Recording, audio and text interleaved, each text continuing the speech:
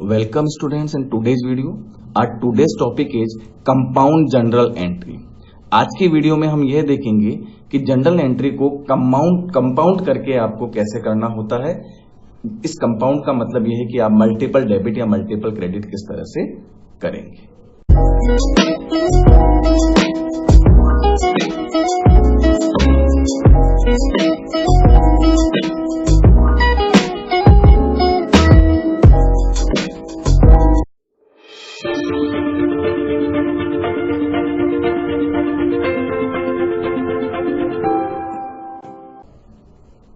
देखिए, compound journal entry को समझने के लिए मैं ट्रांजैक्शन ले लेता हूं ताकि आपको इसका ओवरव्यू मिल जाए। देखिए, मान लीजिए 2020 ईयर में अप्रैल 1 को आपने रेंट पे किया 10,000 का, फिर सेम अप्रैल 1 को ही आपने सैलरी भी पे करी है 20,000 की, और सेम अप्रैल 1 को आपने इंटरेस्ट पे किया ₹30,000 का। यानी 1 अप्रैल को ये 3 ट्रांजेक्शन आपके दे रखे हैं, और इन तीनों ट्रांजेक्शन के अंदर आप देखते हैं तो एक चीज कॉमन है कि आपने जो है सभी के अंदर पैसा दिया। रेंट के अंदर आपने 10,000 रुपए चले गए आपके पास से, सैलरी के अंदर आपके पास से 20,000 चले गए, और इंटरेस्ट के अंदर आपके पास से 30,000 रुपए चले गए। यानी इन तीनों ट्रांजेक्शन में आप देखेंगे तो एक चीज आपके कॉमन है कि तीनों में ही पे हुआ है अमाउंट, तीनों में ही आपका पैसा गया है।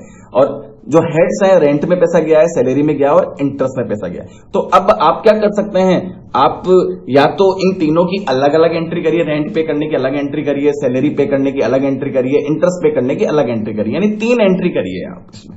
या एक ऑप्शन ये भी है कि क्योंकि सेम डेट में ट्रांजेक्शन है तो आप इन तीनों की ही एक ही एंट्री कर सकते हैं, जिसे आप कंपाउंड एंट्री बोल सकते हैं आप। मतलब यानी तीनों की सेपरेट एंट्री भी कर सकते हैं, आपके ऊपर है।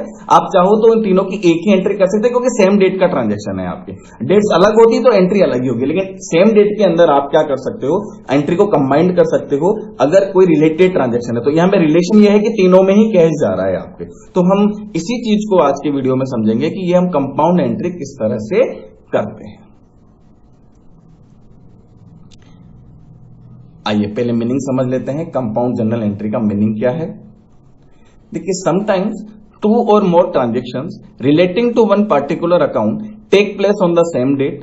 In such cases, instead of passing separate entries for all such transactions, only one entry is passed. Such a journal entry is termed as compound journal entry.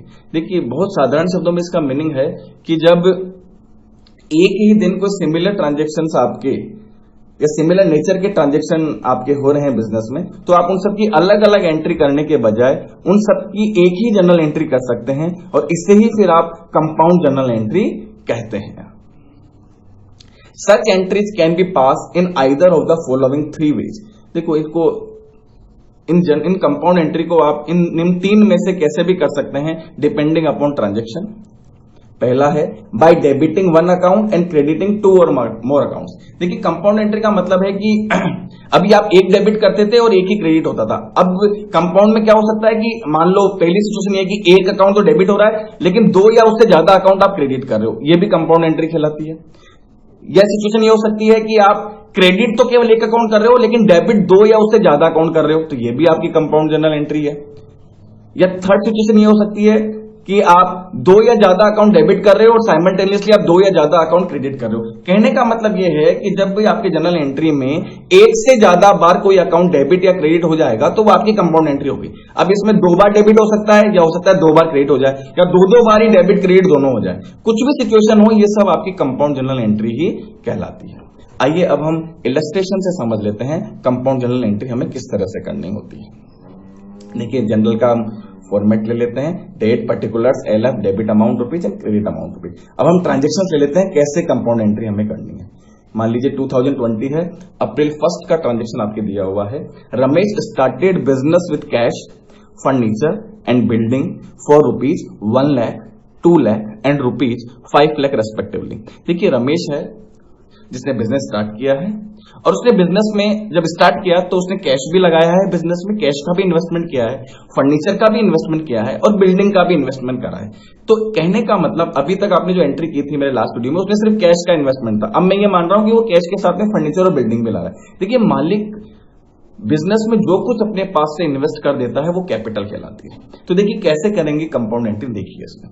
तो ईयर लिख दिया आपने। देखिए कैपिटल, देखिए मालिक अपने पास से जो कुछ लगा देता है वो कैपिटल। देखिए टोटल कितना लगाया मालिक ने, कैश का 1 लाख हुआ, फर्नीचर का 2 लाख हुआ और 5 लाख बिल्डिंग का हुआ। टोटल आप जोड़ दे तो यानी मालिक के पास से कितना लग गया बिजनेस में, 8 लाख रुपए लग गए। तो ये आपका कैपिटल अकाउंट में क्रेडिट हो गया, तो कैपिटल क्रेडिट होती है। अब आप डेबिट क्या करते हो, मालिक जो जो बिजनेस में लाता है उसको आप डेबिट करते हो। जैसे आप कैश लाता था तो कैश अकाउंट दिया 1 लाख लाया है, फर्नीचर अकाउंट दिया 2 लाख आए हैं और बिल्डिंग अकाउंट दिया 5 लाख आए, टू कैपिटल अकाउंट। ये आपकी कंपाउंड एंट्री। आप चाहें तो इसकी 3 एंट्री भी कर सकते हैं। 3 एंट्री होगी आपकी, देखिए कैश अकाउंट दिया 1 लाख, टू कैपिटल 1 लाख। फिर आप फर्नीचर की करिए, फर्नीचर अकाउंट दिया टू कैपिटल 2 लाख। फिर आप बिल्डिंग की करिए, बिल्डिंग अकाउंट दिया टू कैपिटल 5 लाख। देखिए 3 बार आपको एंट्री करनी पड़ेगी आपको।